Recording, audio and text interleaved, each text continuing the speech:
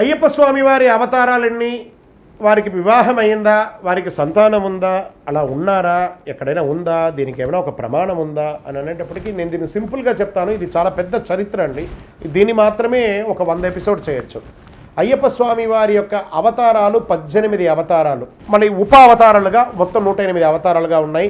అందులో అయ్యనారప్ప శాస్త్ర, కాలశాస్త్ర, వీరశాస్త్ర, క్షిప్రశాస్త్ర, భూశాస్త్ర, ఆకాశ శాస్త్ర, కళ్యాణవరద శాస్త్ర, సమ్మోహన శాస్త్ర, జగన్మోహన సుందర శాస్త్ర, కిరాత శాస్త్ర, క్షిప్రశాస్త్ర, జ్ఞానశాస్త్ర, వీరశాస్త్ర, యోగశాస్త్ర, శిల్పశాస్త్ర, కళ్యాణవరద శాస్త్ర, జగన్మోహన సుందర శాస్త్ర, అజారూఢ శాస్త్ర, క్షిప్రశాస్త్ర, యోగశాస్త్ర, సంతానదాయక గోప్తృశాస్త్ర, వీరశాస్త్ర, విశ్వశాస్త్ర అని స్వామివారు జీవశాస్త్రగా 18 అవతారాలు ఉన్నాయి. ఇవన్నీ కూడా పరశురాముడు వారు ప్రతిష్ఠించారు. కాలగర్భంలో ఇవన్నీ కలిసిపోయింది. అచ్చన్ కోవిల్, ఆర్యంగా అవకులెత్తుపడి, ఎరిమేలి అని ఒక 5 స్థలం మాత్రమే ఉంది. మరి వాటన్నిటిని కూడాను బ్రహ్మశ్రీ